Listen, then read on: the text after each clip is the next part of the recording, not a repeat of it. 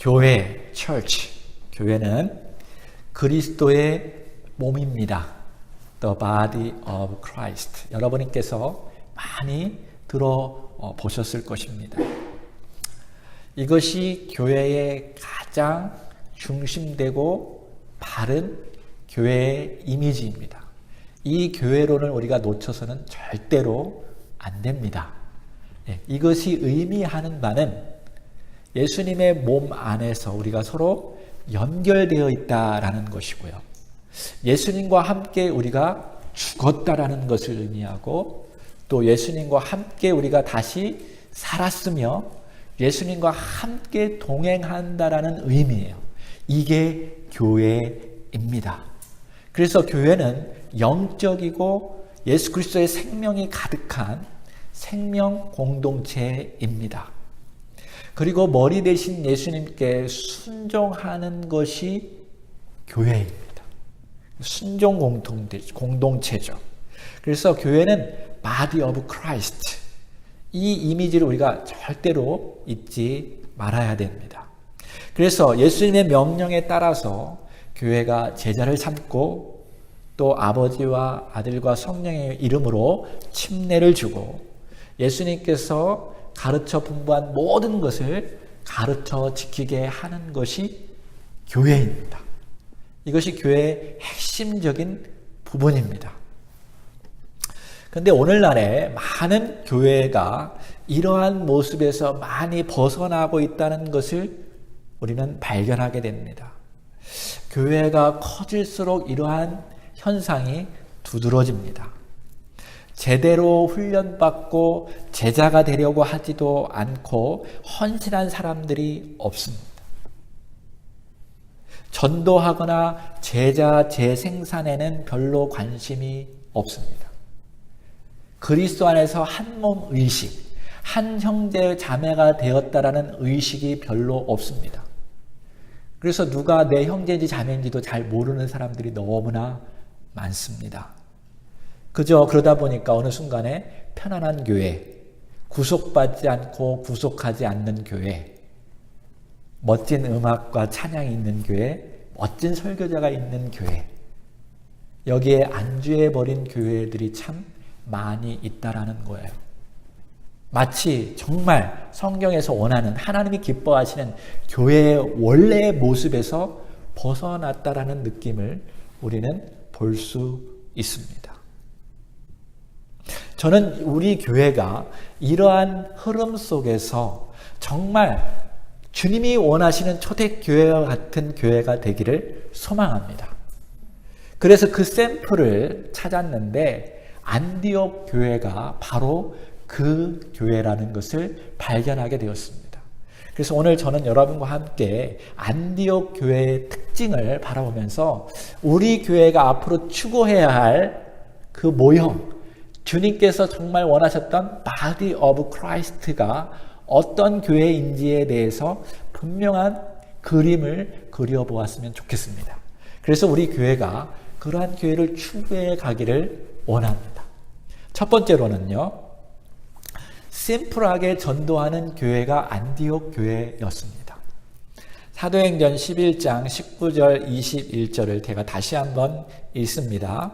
그때에 이건 뭐냐면 환란이 있을 때예요. 스데반의 일로 일어난 환란으로 말미암아 흩어진 자들이, 그래서 핍박이 강해지자 예루살렘에서 많이 흩어졌어요. 베니게와 구브로와 안디옥까지 이르러 유대인에게만 말씀을 전하는데 그 중에 구브로와 구레네 몇 사람이 안디옥에 이르러 헬라인에게도 말하여 주 예수를 전파하니 주의 손이 그들과 함께 하심에 수많은 사람들이 믿고 주께 돌아오더라 라고 말했어요. 초대교회에 핍박이 생겼습니다. 그래서 많은 예수님의 제자들이 베니게와 구브로와 안디옥까지 흩어지게 되었어요. 어쩌면 예루살렘 교회에 남아있던 몇 사람들은 흩어진 사람들을 향하여서 믿음이 없는 녀석들이라고 했을지도 모르겠어요. 핍박이 없는 사람, 믿음이 적은 사람들이라고 얘기했을지도 모르겠습니다. 그러나 하나님께서는요, 믿음이 적은 사람일지라도 훈련시켜서 변화시킬 수 있는 분이시라는 것을 믿으시기 바랍니다.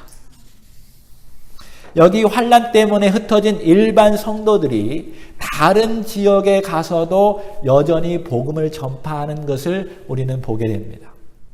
그들이 하나님 앞에서 기수임 받을 수 있는 이유는 그들이 계속적으로 하나님이 원하시는 가장 기본적인 일, 주님을 전파하는 일을 했기 때문이에요. 그런데 그들에게 한 가지 문제점이 있었는데 여전히 그들은 유대인들에게만 복음을 전해왔습니다. 왜냐하면 예수님께서는 유대인이었고 또 유대인들을 향해서 예수님이 사역했고 또 사도들도 유대인들에게 복음을 전파했었기 때문입니다. 이것은 마치 대략 한 10년이 흘렀습니다. 근데 이 일 바로 전에 사실 하나님께서는 베드로를 사용하셔서 이방인에게도 복음을 전도할 거라는 것을 가르쳤어요. 베드로도 편견과 선입관이 있었어요. 고넬료 지역에 가서 하나님이 복음을 전하라고 했는데 이방인들은 더러운 존재라는 것을 그들 안에 선입관과 편견이 있었기 때문에 베드로가 가려고 하지 않았어요. 그래서 꿈속에서 하나님이 보여주셨었죠. 그런데 놀라웠게도 여기 흩어진 일반 성도들은요, 누가 그렇게 말했는지 모르겠는데 유대인들에게만 복음을 전하지 아니하고 갑자기 이방인에게도 복음을 전하기 시작했다라는 거예요.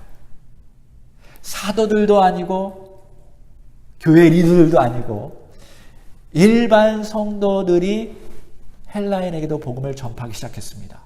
편견과 선입관과 자기 전통을 깨트리고 그 일을 했다라는 거예요. 이게 놀랍지 않습니까? 하나님께서는 이 지도자들에게도 변화시켰지만 일반 성도들에게도 역사하셔서 그들이 믿음으로 헬라인에게 복음을 전했을 때 놀라운 일들을 행하셨다라고 성경이 우리에게 이야기해주고 있습니다. 오늘날 많은 교회들을 보게 되면요, 목회자들이 마치 이 축구장에서요 열심히 뛰는 선수와 같아요. 그리고 성도들은 관중석에서 박수를 칩니다. 은혜를 받고요. 어떤 그림인지 아시죠? 근데 그게 바른 교회의 모습이 아닙니다. 성경은 목회자나 리더들이 코치가 되어서 성도들을 잘 가르치고 훈련시켜서 그들이 열심히 뛰고 봉사하는 일을 하라고 에베소에서도 우리에게 분명히 말해 주었어요. 근데 오늘날의 교회들을 보면 목회자들이나 몇 명의 훌륭한 그 철치 멤버들만 열심히 일하고요. 나머지들은 다 어떻게 돼요? 편안하게 앉아서 박수치고 은혜 받고 그리고 아무 일을 안 하는 거야. 근데 여기 안디옥 교회 처음 시작은 그러지 않았어요. 일반 성도들에게 하나님이 역사하셔서 그들이 복음을 증거하기 시작하니까 전통을 깨고 자기가 편안했던 그 안주한 곳에서 깨어서 하나님 믿음대로 이방인들에게 복음을 전하기 시작하니까 하나님께서 그들의 마음을 열어주셔서 교회를 부흥시키게 하셨다라는 거예요. 할렐루야. 그래서 오늘날 우리도요, 그러한 교회가 되었으면 좋겠습니다. 하루속히 저는 기도하는 바는요, 저도 제가 혼자 이 주일 예배만 보아도 혼자 다 아는 것 같아요. 그래서 빨리 여러분이 성장하여서 동참하기를 소망합니다. 그래서 이 예배 가운데 일반 성도님들의 간증도 많아지고요.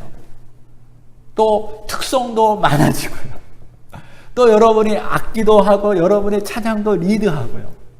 그래서 우리 모두가 다 함께 예배하는 그러한 모습이 되어지기를 간절히 소망합니다. 이게 바른 교회의 모습이라는 거죠. 또 밖에 나아가서도 목사님만 전도하고 이런 게 아니라 여러분 모두가 전도하고 큐티하고 이 하나님의 일을 다 함께 하자라는 거죠. 그래서 주일 예배 때는 다 함께 그것을 나누고 은혜를 공유하기를 소망합니다. 구브로와 구레네 몇 사람들이 한 일은요, 자기들의 전통을 깨고 자기들의 언어를 하는 유대인들에게 복음을 전하는 것이 아니라 전혀 다른 문화 속에 있는, 전혀 다른 언어 속에 있는 사람들에게 복음을 전하기 시작했다라는 거예요. 이거 쉽지 않습니다. 근데 여러분, 복음은 우리들의 동족에게만 복음을 전하라고 주님께서 말씀하시지 않았습니다. 맞습니까? 여러분, 주님의 말씀에 순종하기를 원하십니까? 그렇다면 예루살렘과 유대와 사마리아와 땅끝까지 복음을 전하는 주님의 제자가 되기를 소망하십시오.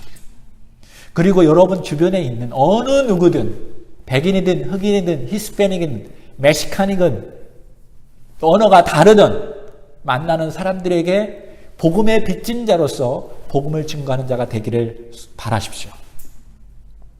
근데 이들은요, 어떤 복음을 전했냐? 심플한 복음을 전했습니다. 어렵게 하지 않았어요. 한마디 했어요. 예수님이 주님이시다라는 거예요.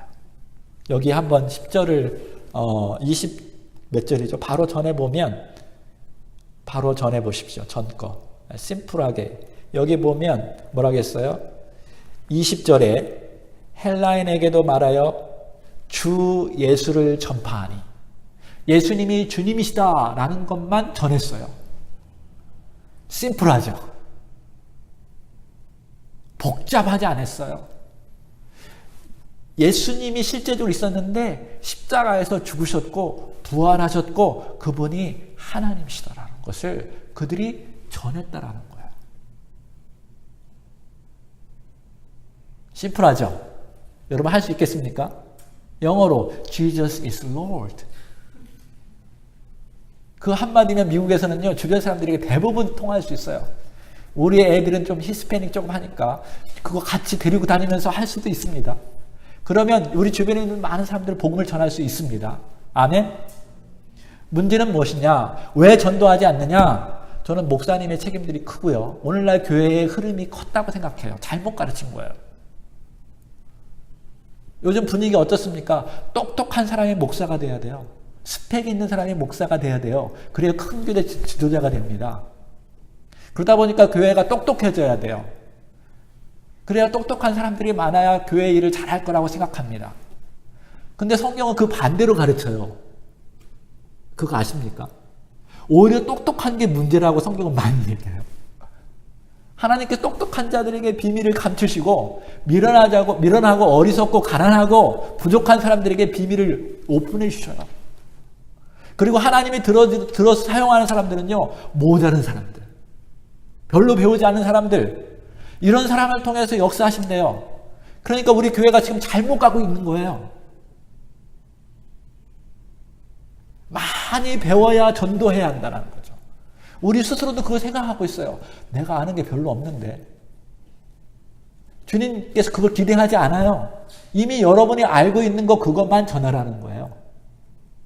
우물가의 여인도요, 그거 하나 가지고 전했더니 그들이 와서 예수님 배우고 변하기 시작했어요. 여러분, 복잡한 거 주님께서 시키지 않습니다. 심플하게 복음을 전하십시오. 아멘. 우리가 순종하면 하나님이 역사하신다는 거예요. 교회는, 복음은 순종할 때 이루어져요.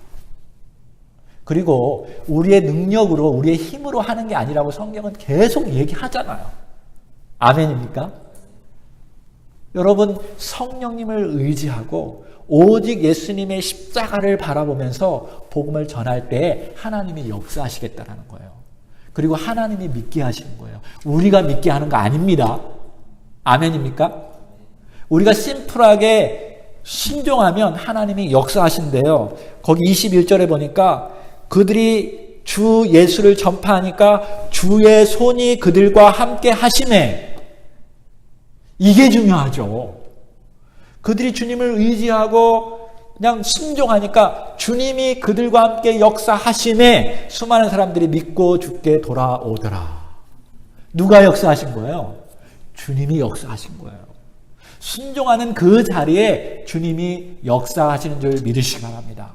지난 2000년 동안 수많은 가난하고 못 배우고 이런 사람들이요 다 주님을 순종해서 교회가 성장한 것을 믿으시기 바랍니다.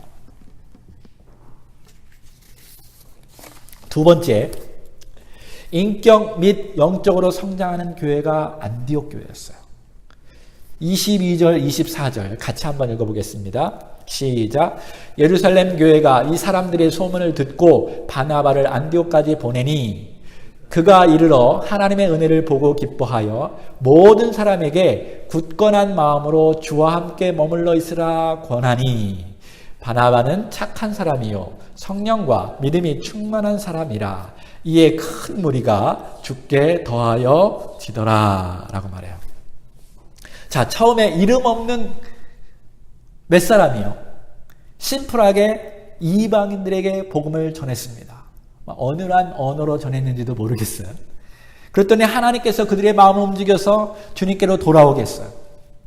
그리고 하나님께서는 예루살렘 교회의 가장 뛰어난 리더 중에 한 명인 바나바를 그쪽에 파송했습니다. 그랬더니 바나바가 와서 권면했더니 그 교회가 더 커졌대요. 그 비결이 무엇일까요? 그 비결은 바나바 때문입니다.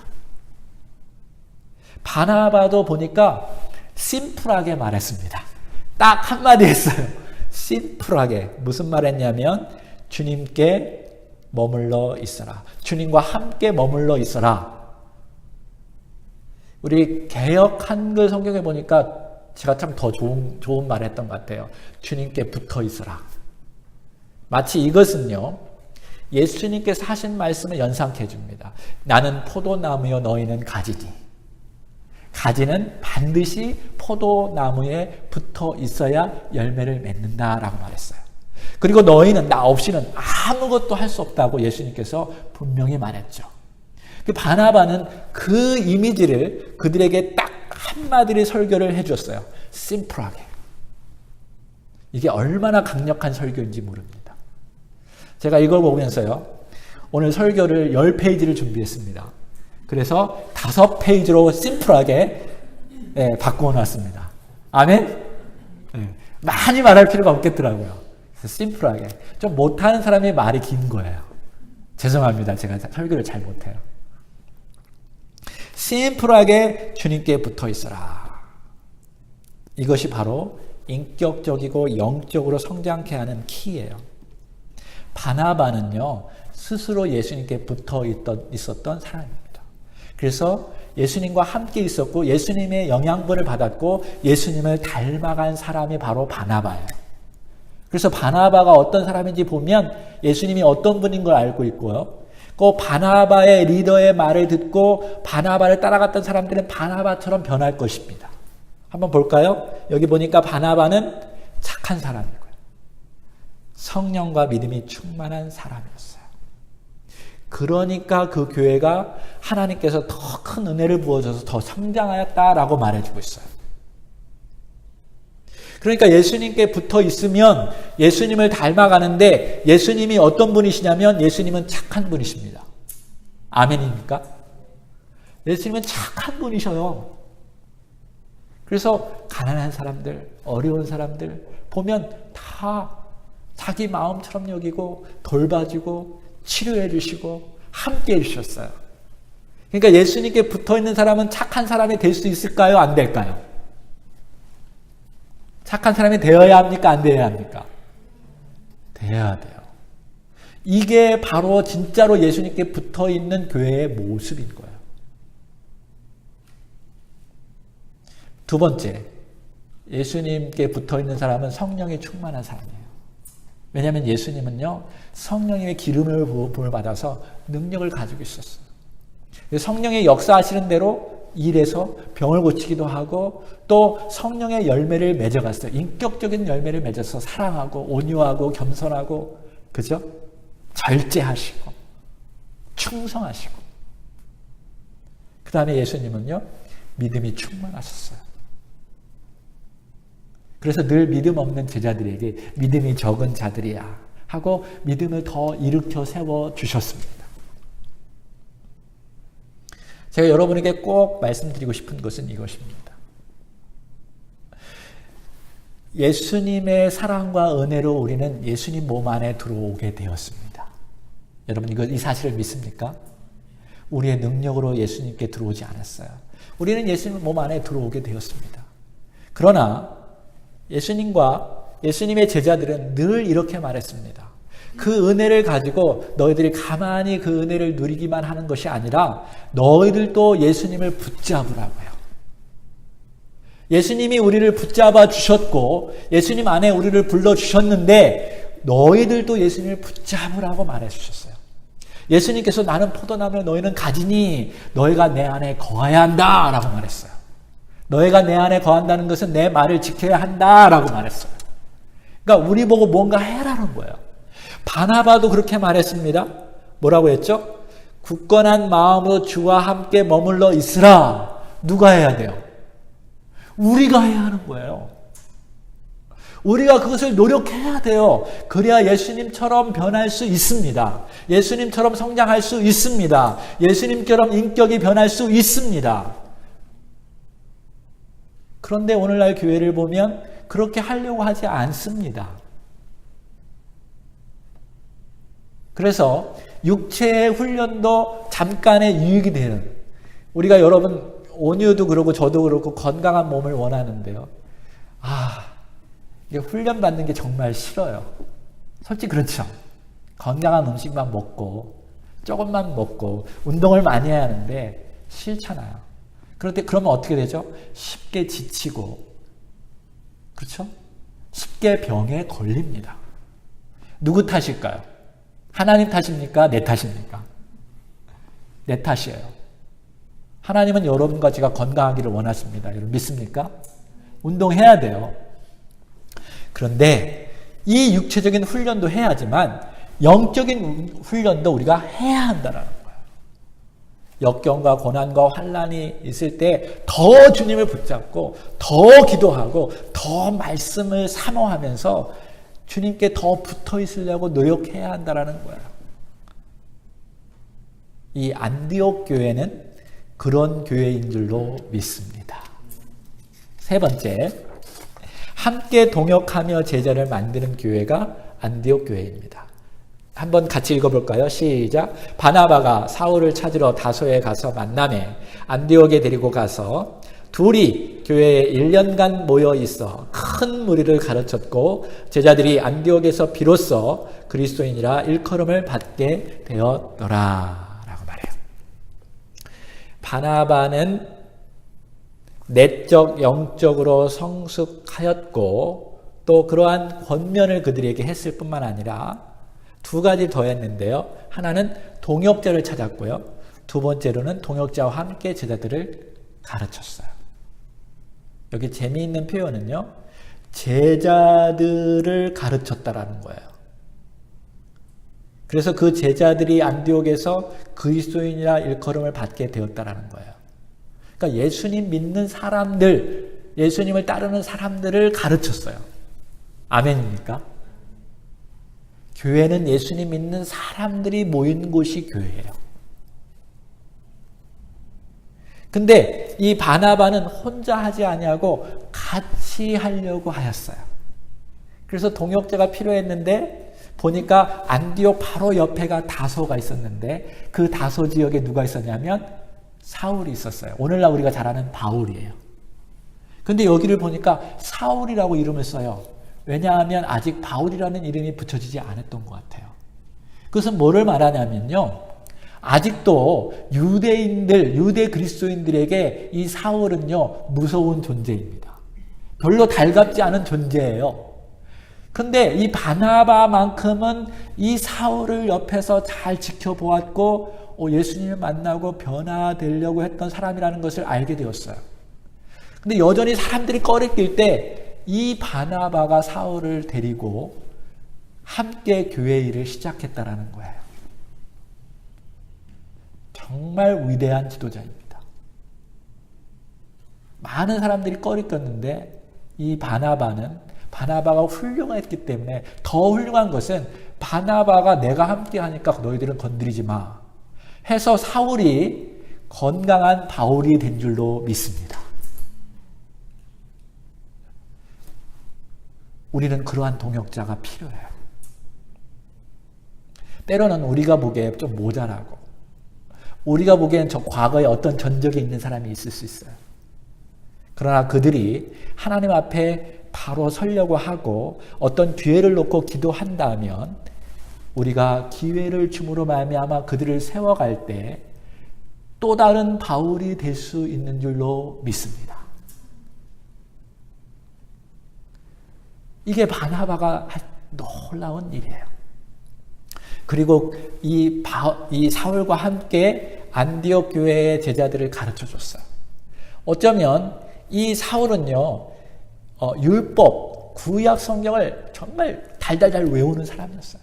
그러니까 예수님 만나면서 구약에 드러난 예수님에 대해서 다 그들을 가르쳐 주었고, 그러면서 성령님께서 은혜를 주고, 그래서 막 영적인 지식이 더 늘어나서 그들에게 예수님에 대해서 보다 분명하게 전달해 주어서 그들이 바른 제자들이 된 줄로 믿습니다.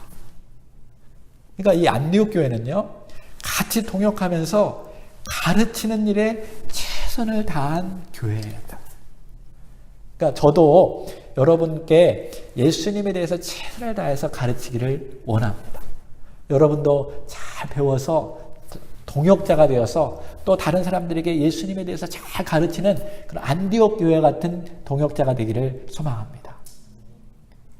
저는 사실 이 교회를 시작하기 전에 제 아내와 함께 기도하였어요. 하나님, 제 개척교회를 이제 시작하려고 하는데 3명의 영적인 동역자를 보내주십시오.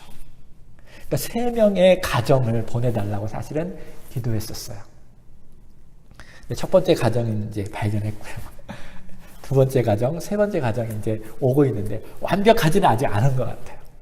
저는 좀 온전한 예수님께 완전히 자기를 드리고 우리가 주 안에서 한 가족이 되는 정말 목숨을 걸고 있는 그런 동역자를 원합니다. 그런 세 가정이 모이기 시작하면 저는 폭발적인 부흥이 일어날 줄로 믿습니다. 그러면서 기도하는데 하나님께서는 야, 내 아내가 너의 가장 큰 동역자야 라는 것을 알게 해주셨고요. 그 다음에 너의 자녀들도 동역자가 될 거야 라는 믿음을 주셨고요. 그래서 저는 우리 가정의 온전한 동역자가 되기를 기도하고 있어요. 또 우리에게 이미 주어진 여러분을 놓고 계속 기도하고 있어요. 정말 하나님이 주신 놀라운 동역자로 제가 삼고 같이 일하기를 소망합니다.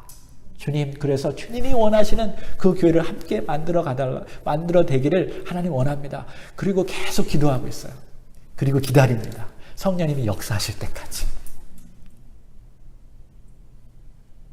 네 번째입니다. 마지막인데요. 다 함께 읽어볼까요? 선교하는 교회. 우리 옆 사람에게 말합시다. 선교하는 교회가 안디옥 교회예요.